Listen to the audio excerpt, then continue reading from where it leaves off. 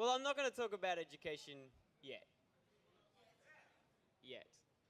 So, hi, I'm Mike, and you guys look like zombies. And if you're anywhere near as tired as me,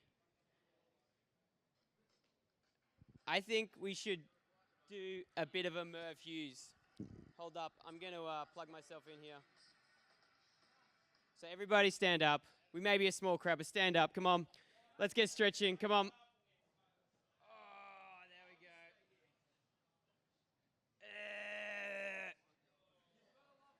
All right, that's it. That's good. That's good. What's the other one? He does these boys. Come on. Come on. You guys in the front, get up. Come on. Come on. This is for me as well as it is for you. All right, cool. All right, and what's the other one? That'll do. All right, cool. Take a seat, guys. So my name's Michael Woods. I'm a producer. I'm a media producer from Melbourne. And I grew up here, and I've been coming to Computer Games Bootcamp for about 4 years now. I went to the first one, the second one, the third one, and I'm here again, speaking again. And thanks for having me back. So I'm a pretty normal dude. I'm not anything too special. I went to Glen Waverley Secondary College. I finished in 2005. Stefan might have knocked Springvale, but I live in Springvale, and I really like Springvale, so I don't know what his problem with is in Springvale. What's that? Yeah, stay in Springvale, man. Sunny Springvale. It's not too bad. And these are my friends. You know, we used to all live together in this kind of crazy house and play video games. And we've had a lot of fun over the last few years. But I guess the difference between me and my friends is when I go to work in the morning, I have to be the boss. And I run a business called Media Saints. And Media Saints, yeah, ginger ninjas. So Media Saints, we develop children's educational video games. We've done this for guys like Play School. We've done this for guys like Jacaranda. And to me, it's one of the most fun things we can do. And I kind of like it. And here, over these courses of your presentations, people are going to tell you that it's a great idea to go out and make these colossal Skyrim-style video games. And let me tell you, as someone who's built Big Ted Going to the Moon, that's difficult enough. And there isn't a studio currently in Australia big enough to build really any of the games that we all want to build. So making kids games is a fun way to actually be in the industry and build video games. And I can tell you, after a couple of months, Big Ted becomes super cool. We haven't done Humpty Dumpty, but we did do one of the Dumpty games. And I guess what I'm here to talk to you guys about today is we didn't start here. I started like you guys, except we didn't have Computer Games Bootcamp when I was a kid. I started as a gamer in high school, and I had a bit of a beef. My beef was that I played Counter-Strike professionally, and I played volleyball professionally. And when I played volleyball, we won a silver medal at the national final. And there were these crowds of people cheering at MSAC. And I'll be really honest, I came straight from schoolies and then ended up in MSAC playing national finals. I wasn't really prepared. I didn't really care too much. And we did really well. We beat the guys from New Zealand, and we ended up in the grand final, and we got creamed in the grand final by the WA state team, which ended up being now the half Olympic team. And but what really upset me about it is that I liked Counter-Strike more than I liked volleyball. Yet when I played Counter-Strike, I was sitting in a LAN cafe playing in national finals, and no one gave a crap. When I was playing Counter-Strike, people thought you were a nerd. And I was like, this is disastrous. What is this? There is more skill in Counter-Strike than there is in volleyball. There is more skill in Quake than there is in volleyball. There is more skill in StarCraft than both of those games cube-rooted combined. I'm not very good at StarCraft, I'll be honest, I'm awful. So I came up with an idea. And the idea was to mix video games, film, and then to put it on the internet. Anyway, so I turn up, first year of uni, with this kind of idea. I'm going to do this. And this is what it looks like. And the audio's delayed, so just don't worry. It's all move. Hello and welcome to The Wood Show. My name's Michael Woods and we're here at Zona Journal in Melbourne for the final leg of the Gamapalooza competition. Come check it out. Nice, Winnie, what on? So this is what esports looked like in April 2006. Yeah? Does anyone remember this? This is Zona Adrenaline Melbourne in the CBD. And this is Cokester, the guy that pretty much organised everything. And to me, it wasn't good that this was happening. So we started doing this.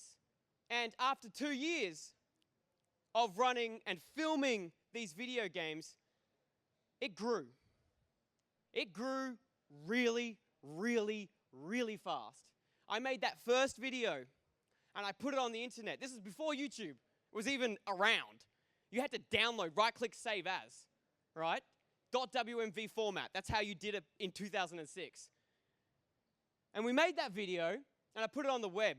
And then a week later, I got a call from a guy, and he said, "Hey, can you come do that up in Brisbane? We've got this event up in Brisbane, and NVIDIA's sponsoring it, and they'll pay for your flights, they'll pay for your team, and you guys can come up and do it." I went, "Sick, let's do that. Sweet." So I went up to Brisbane, and then a couple of weeks later, I got another call, "Can you come to Perth?" So I went and did CPL in Perth, and then I kept getting called, and I spent the whole year touring around the country, filming all these bloody video game tournaments. And then we grew it. Then I started partnering up with the guys who actually run the tournaments because I thought the tournaments could be run better. I thought they could be bigger. I thought they could be put on stage. I was like, I'm sick. Why in volleyball did I get to stand on a stage, but why in Counter-Strike did I not get to stand on a stage? So we built stages. We built television studios.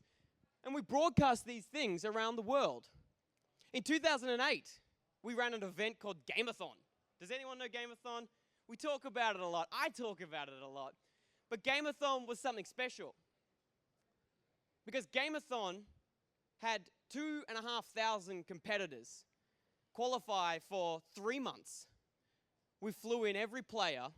And then for 7 days, we ran a tournament at Federation Square and live broadcast the whole thing around the world. And I got the statistics back 6 months after the event in this thing called Pricewaterhouse Digital Media Review. And we came second in the country for the largest live ever web TV broadcast. And the only reason we came second is because Kevin Rudd did his sorry speech. I was kind of devastated. Anyway, it was cool.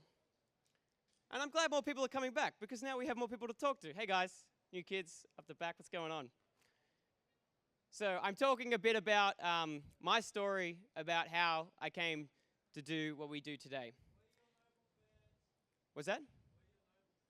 You're my noble fans. Oh, thanks, man. Can I ask a favor of you in like 5 minutes? Yeah, cool, good. Okay. Then something happened. After Gameathon, my business partners, they called me up one day right after my 21st birthday, and they said, "Hey, Mike, we got a board meeting down at Airstream Cafe at the Glen. Can you come down? We want to discuss some stuff." And I was like, "Yeah, no problems, of course, sick, of course, guys." I had 8 business partners, most of which were sitting up there. And I don't mean to name and shame, but there's no bad blood anymore. Because they sat down and they said, "Hey, Mike, we really like you, and we really like all the effort you put into these tournaments, and your broadcasting stuff is great, but we're kicking you out of the business." And actually, we already kicked you out of the business. We registered the company without you, and you're not a shareholder. So here's your $50 back for buying shares back a couple of years ago. This is invalid, and Jeremy, this guy over here, he's going to take your spot. Yeah, that's what I said. And I'll never forget that moment because waves of of absolute anxiety hits you, kind of like you're surfing, kind of like the wave hits you, and you kind of get knocked over. And it was very surreal. And luckily, by this point, I had a lot of mentors and a lot of people helping me out. So I kind of knew the first thing I had to do was not do anything. And I was like, guys, that's fine. Let's discuss this tomorrow. Let me go away and think about this. And I went away and thought about it. And I called them up and I said, I hate to tell you this, guys, but you're not actually allowed to do that. It's against the law. I actually own shares in this company, and you can't do this. And they say, well, that's not what we think. And they had a guy who was a lot older. He was about 40. And he said, I don't really care. And if you try to come at us, we will beat you. We will knock you down. I said, okay. All right. And he said, we're not talking about this. You can't talk to anyone about this. And I said, okay, that's fine. Let's sort this out like men. I'll go talk to my uncle, who's a business guy, and he was going to help me out, kind of just getting an understanding of my position legally. And went away and started thinking about it. And then I got a phone call. I got a phone call from the editor of the MX newspaper. And she said, Michael, what's going on? Why am I not allowed to talk to you anymore? I just got a call from Jeremy. He's saying, I'm not allowed to talk to you. What's happening? Apparently, you've done something.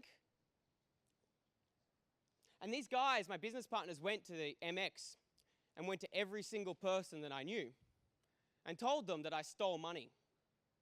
I told them that I took money out of the business, I put it in my pocket, I didn't tell anyone.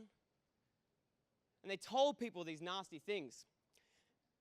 And at that moment, I snapped in half. And here I am on the phone to the editor of the MX, which is a lovely lady named Marilyn, and I break down. And I break down crying, and I said, Marilyn, I don't know what to do. They've taken my business. They've taken everything from me. Everything I owned, they took. I don't know what to do. How do I do this? And she says, Mike, she says, don't worry. We had a relationship with you, not with the business. Wherever you go, we'll follow you. We want to work with you. And can you come into the office? We want to speak to you because I reckon it's about time the MX started a games page. And you'd make the perfect journalist. I went, sick. All right. A little bit of hope. Anyway, I called up the old business partners and I said, hey, you're talking to people. You're telling people these things. You're telling people lies about me. And they said, don't you, rah, rah, rah, rah, rah. And I said, this is war. This is war. Don't you freaking tell me what to do.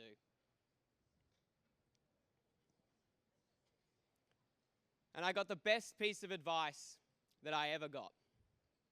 And a guy named Peter Barlow, the guy who runs the eGames Expo, who had been through some hardships before, he said, Mike, you can't beat these guys in a courtroom, but you can beat them in the market. People like you, you've got connections, you should just go out and make a competitor. And that's exactly what we did. We said, no, I'm not going to take this. I'm going to make a competitor. So we made another business. And we rallied together the best guys I knew in esports in the country, and we created Big League.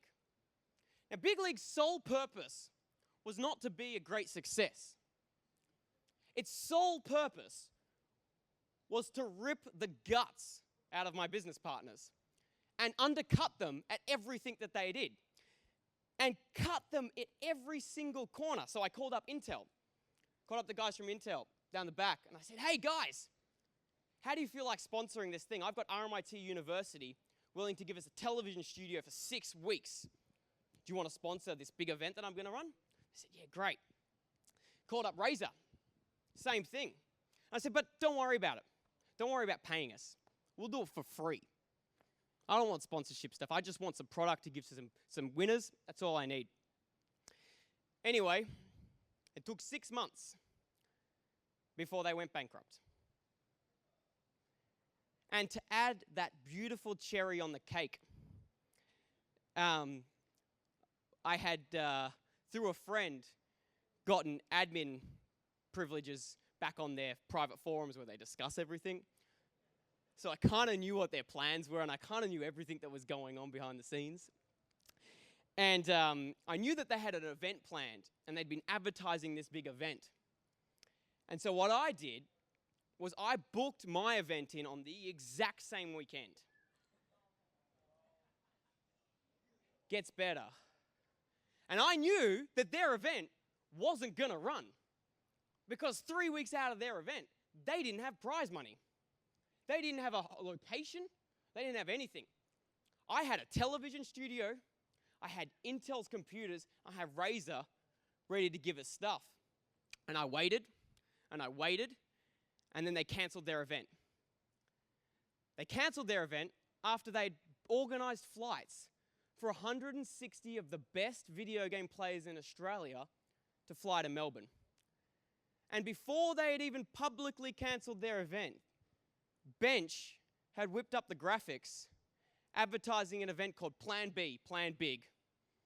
So the moment they cancel their event, the same moment we say, don't worry guys, event's still running, just changing location. And we won. And that was the event there. It was a Game-a-thon style event, and it was one of the happiest, greatest moments of my life, because I had overcome these guys, these 8 guys, who had thrown up the gauntlet. Thanks, man. From there, things got good. I started writing for the MX newspaper. I started taking on bigger challenges. That's Stephen Conroy, you know, the guy, the NBN guy who wanted to put in the filter. And that's me pretty much telling him what my honest opinion of his policies were, which I probably won't repeat in this kind of environment. Yes, that's a very colourful word beginning with a letter after one of the letters that you probably know I'm going to talk about. Anyway, it got better. From there, I went and moved into the state government, and I had a really unique opportunity to work on state government investments into video games. But that wasn't really what I was interested in. What I was interested in was in the fact that the state government were paying me really good money. And I was like 22, and they were paying me lots of money. So I got that money, and I turned up at the bank, and I said, and I called them up originally, and I said, I'd like to get money for a car. I'd like to get 14 grand to buy a Holden Berliner. You know, I've got this new job, I want a new car. That's the first thing a guy does. And he said, yep, you pre-qualify. I went, oh, that was easy. How much money can I get? And he said, well, the maximum we offer is $50,000. And I went, really? Can you just check that for me and see if I qualify for the 50 grand loan? Yep, you're good. You qualify for the 50 grand loan. Do you want me to put that through for you? And I'm walking through Victoria Gardens on my way home from my government job, and I've just kind of gone, sure. He said, great. You've got 2 weeks to go to a bank and sign the forms and collect the money. Whoa. You can imagine. I'm 22. Someone's just handed you 50 grand. What do you do with it? I hope my next slide answers that question, because I don't even remember what the next slide is. Boom! We built Media Saints. We took that 50 grand and we invested it directly into building a digital media company, specifically a game development company. And we bought computers, and we bought desks and cameras and cables. Like, if you have, you know, the kettle plugs? I guarantee you we own more kettle plugs than all of you guys combined. We have that many kettle plugs, it's ridiculous. So we bought all this gear with no clients, by the way, no way of making the money back. But we bought all this gear, and one day, a guy that I knew through some work that I was doing, he said, look, Mike, we're an educational developer.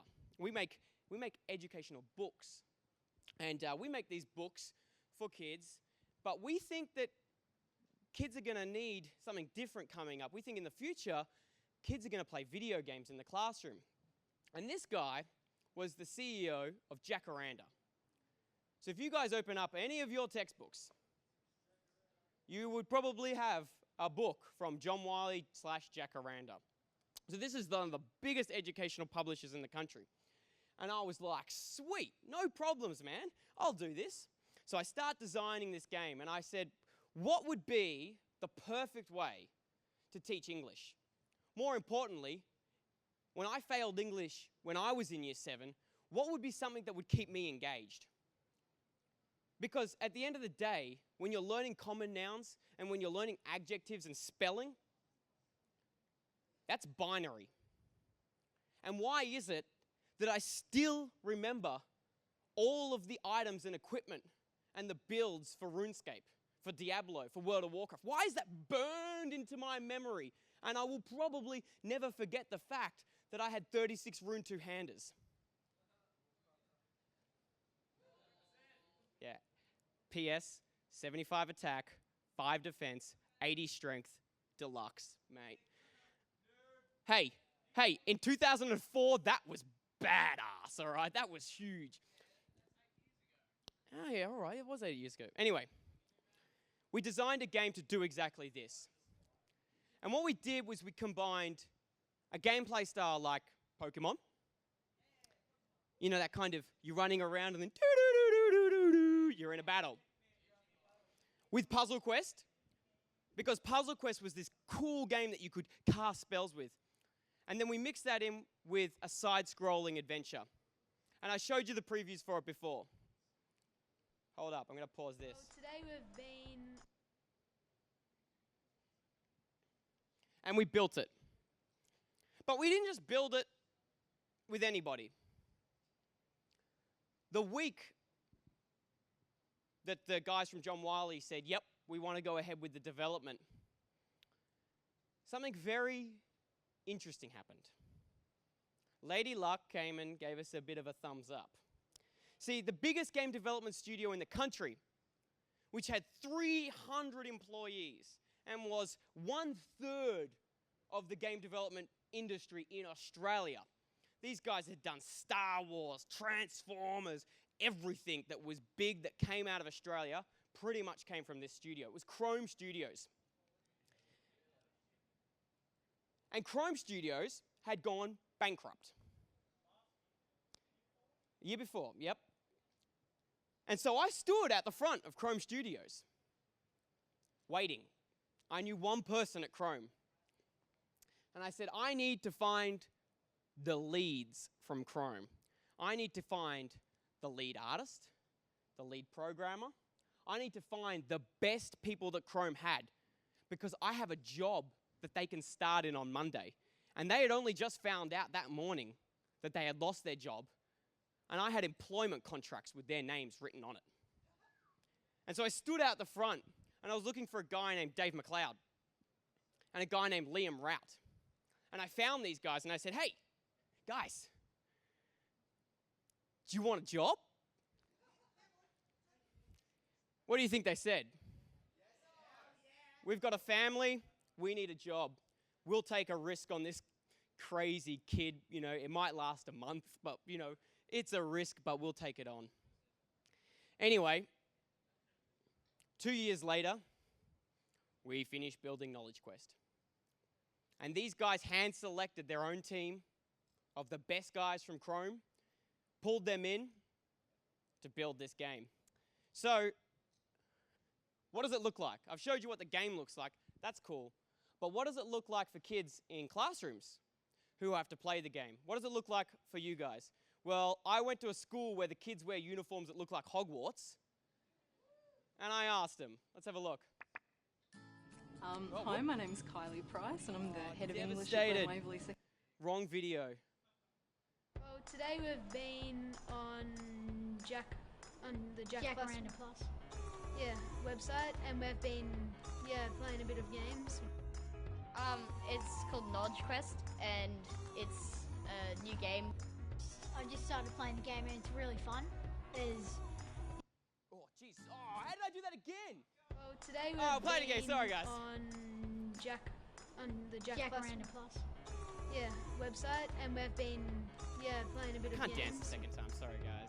Just It's feel like called Nodge Quest, and it's. All right, if you guys new dance with me, game. I'll dance. I just started playing the game and it's really fun. It's good because you're learning, except you don't really know that you're learning. Well, when our English teacher said we're going to be doing video games for homework, I was just like, yes. And she told us to log on and we went on, and when I started creating my character. I like the hairstyles. You need to get more hairstyles. No, but Bit long hair like that. flat. Because like both of us, we are gamers.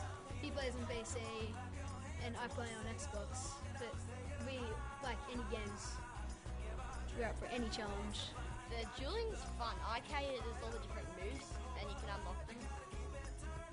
The thing I've liked most so far would have to be collecting the feathers at the start. And it's good because you're learning at the same time. It's not just like playing video games or just doing English. Like, mix of both. And that's the good thing about it. At my old school, I used to not like English at all. But it's a lot better this way. Video games. You're learning, but you don't even know that you're actually learning. Yeah. It's kind of just thinking into your brain. Yeah. Oh yeah, it's a lot better than homework. You work at your own pace and it's fun and interesting.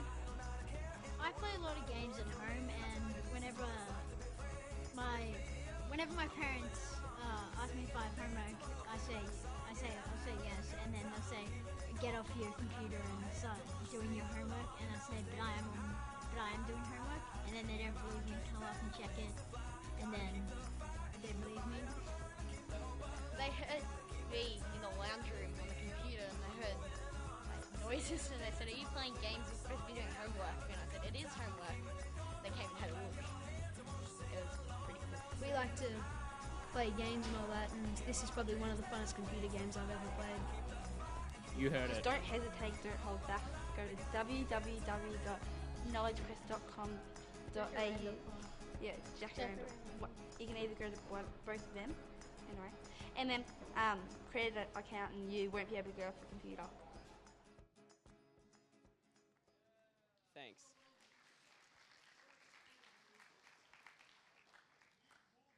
So when I got up here before, and I said that we make educational video games, some charming young man over there somewhere didn't really like that. But the reality is that we have a really unique opportunity, and the opportunity is that we can make more of these. The opportunity is that guys like you might get the opportunity to play these in class instead of having to read textbooks. I know, not you, but like the next generation of you. Yeah, I know. I had to sit through it as well, and I hated it. But this is where I need your help. Because this game is sick. This game works. Is anyone listening to these guys? Good. Thanks, man. Everyone give this guy a round of applause. Thank you. Okay, so this is where I need your help. I have like an absolute crap load of flyers here. And what I need you guys to do is get these flyers, and I need you to give them to your English teachers, okay? The head of English at your school, and I need you to say this. This game rocks. It's made by gamers and has the best educational content in town. And if you can do that, my goodness, we might actually be able to save a whole bunch of young people from having to do textbook work again. So guys, I'm going to wrap it up because we are well over time, but come grab a flyer, and I'm going to be sticking around. If you want to ask any questions, feel free to come and say hi. Let's hang out, and peace out, guys. I really appreciate you guys listening to me. Cheers.